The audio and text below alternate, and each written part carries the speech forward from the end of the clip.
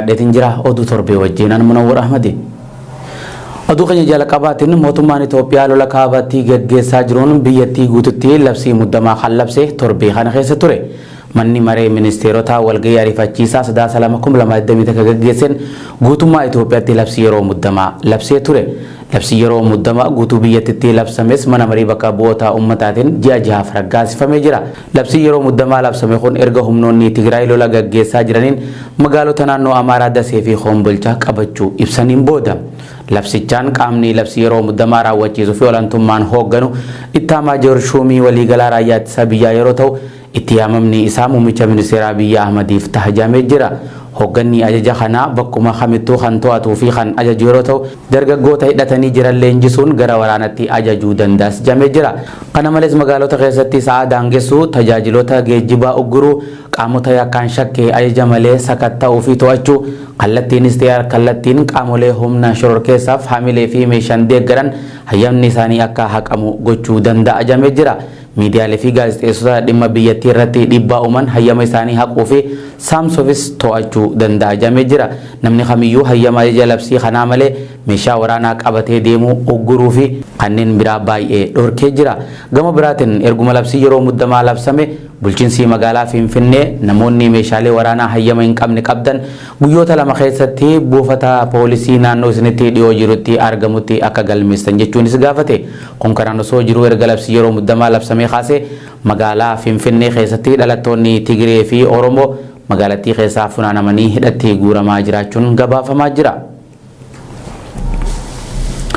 TPLF fi waraanni bilisummaa Oromoo kan ji'oota dura waliif galtee waraanaa uummatan adda waraanatti qaama wal qunnamuun kan dhagahame torbee kana keessa ture. Waraanni bilisummaa Oromoo fi TPLF ji'oota muraasa dura paarlamaa Itoophiyaatiin shororkeessota jechuun labse waliigaltee waraanaa uummachuun waliin loluuf qophii ta'uu isaanii ibsaa kan turan yeroo ta'u tibbana ammoo qaama walitti dabalamuu TPLF beeksisee jira. Dubbii himaan TPLF obbo Geetaachoo Raddaa hidhattoonni isaanii waraana bilisummaa Oromoo waliin qaama wal qunnamuu isaanii BBCtti himee ture.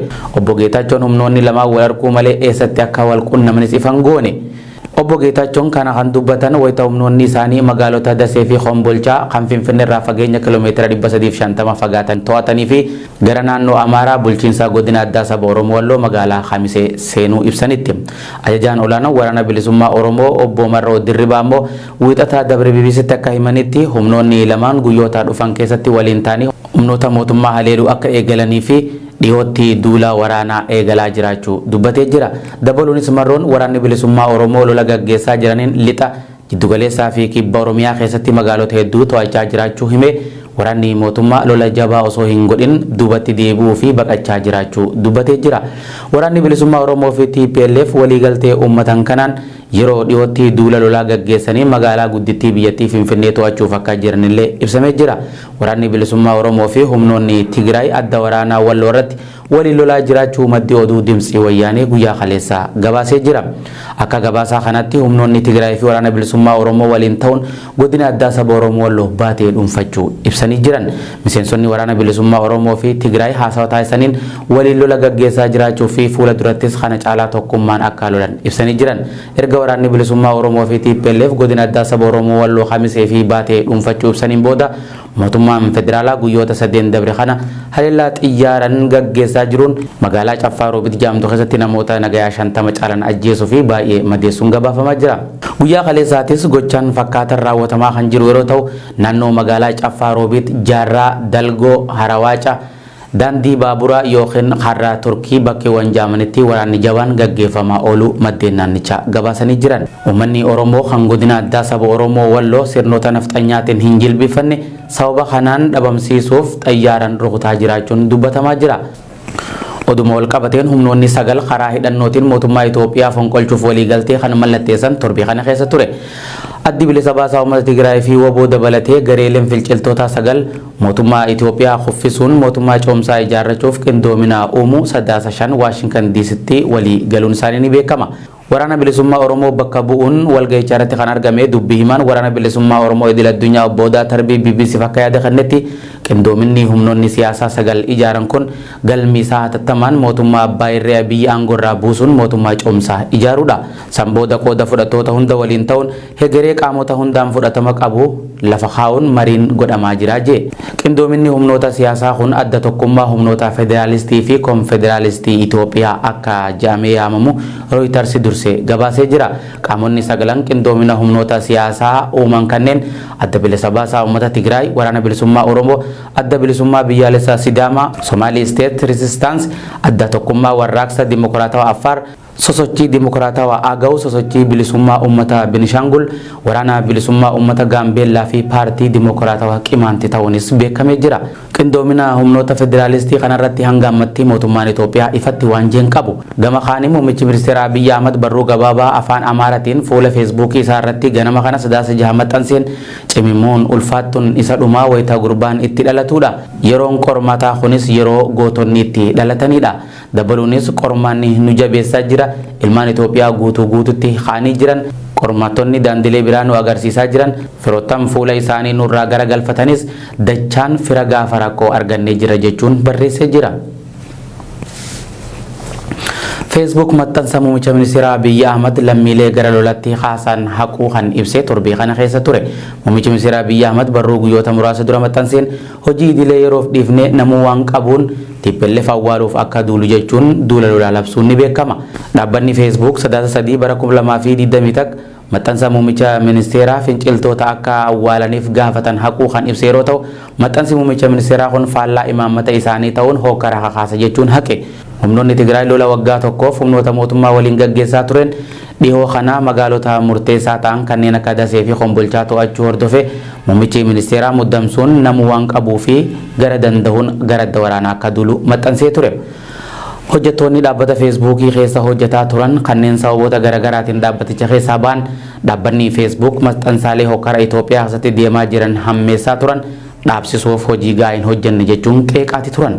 Dhaabbanni feesbuuk kan dhiyeenya kana maqaa meettaa joottii moggaafate karaa dubbii himaa isaatiin BBCtti akka himetti maxxansa muummichi ministeeraa Itoophiyaa maxxansa erga hubanneen booda imaammatawwan keenya hokkara kakaasuu fi deeggaruu dhoorkan waan cabseef haindhee jirraa jaan. Dabaluunis nuti warri meettaa eenyullee yoo ta'e qabiyyeewwan namoota dhuunfaa yookaan dhaabbilee ulaagaalee hawaasa keenyaa cabsan ni hainaa jee. Baatii onkololeessaa keessa hojjettuun dhaabbata feesbuuk duraanii Faraansi Haagween seneetii USA'tti haasaa taasifteen kubbaanichi biyyoonni waraanni itti gaggeeffamu kanneen akka Itoophiyaa keessatti sababa tajaajilawwan isaa USA'n sirrii hin to'anneef dhugaatti hokkara sabummaa cimsaa jira jechuun ishii ni yaadatama. Gama kaaniin dhaabbanni Tiwutaraa barreeffama muummicha ministeeraa lammiilee gara adda waraanatti yaaman maxxanses haquu ibsee jira. Ameerikaan ergama addaa gaanfa Afrikaatti muddee Jeffrey Feltman gara Itoophiyaa erguu kan beeksiftee torbii kana keessa ture. Ameerikaan lola kaaba Itoophiyaatti deemaa ture wal qabatee ergama addaa gaanfa Afrikaa godhuun Jeffrey Feltman muuduun ni beekama. Feltman erga gaanfa Afrikaatti muudamee kaase yeroo garagaratti lolli kaaba Itoophiyaatti deemaa jiru dhaabbate mariin dhukaasa dhaabuu akka gaggeeffamu gaafataa turus qaamoleen lola gaggeessaa turan didaa turanii jiran. Sadaasa 3 bara 2020 akka Ameerikaan ergamaa ishee kana gara Itoophiyaa erguu beeksiftee jirti. Dubbii himaa waajjira alaa USA Ned Price waraanni kun dheerachuun gaagama namoomaa hammeessuu malee bu'aa waan hin qabneef Ameerikaan ergama addaa gaanfa Afrikaa Jeffrey Feltman marii waraanaa dhaabuuf Fiinfinneetti ergite jechuun dubbatee jira. Waajjirri ajaalaa Ameerikaa ibsa roobii dabre baasen ergamaan addaa USA kan gaanfa Afrikaa Jeffrey Feltman kamisarraa eegalee guyyoota lamaaf Fiinfinnee tura. Turtii isaa kanaan qaamoleen hundinuu opereeshinii waraana isaanii dhaabanii mariitti akka deebi'an yaalii gochuuf erguu beeksiftee jirti. Ned Price ibsa isaa keessatti waraanni kaaba Itoophiyaatti hammachaa deemuun dhiibbaa inni tokkummaa biyyattii irratti qabu nageenya lammiilee fi hojjettoota mootummaa USA achi jiranii kan xiyyeeffannoo keenya olaanaa ta'anii fi labsii yeroo muddamaa manni maree ministeerotaa raggaaseen yaaddoonnee jirra je. Dabaluunis qaamoleen hundi dhukaasa dhaabanii marii karaa nagaatti akka deebi'an Ameerikaan gaafataa turte ammas irra deebiin gaafatti jechuun dubbate.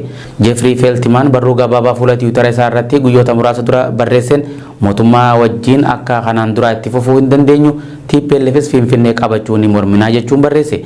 Ergamaan addaa USA gaanfa Afrikaa Jeffrey Feltman kamisa dheengaddaa sadaasa 4 Fiinfinnee galuunis baramee jira. Dubbii himaan USA ibsa isaa kanaan Ameerikaan muddama siyaasaa Itoophiyaa kana furuuf kophaa hojjechaa kan hin jirre ta'uu ibsee gamtaa Awurooppaa, gamtaa Afrikaa fi qaamolee murteessotaa waliin hojjechaa akka jiran Ned Price ibsaniiti jiran. Durataan Komishinii Gamtaa Afrikaa Muusaa Fakii ibsa gabaabaa fuula Tiwiitara isaa irratti maxxanseen muddama siyaasaa Itoophiyaa fi Suudaan keessatti tahaa jiru ilaalchisee qaamolee furmaata siyaasaa ta'an waliin marii godhuuf ergama addaa USA gaanfa Afrikaa simadheetiin jira jechuunis barreesse. Gama biraatiin lolli kaaba Itoophiyaa hammaachuu fi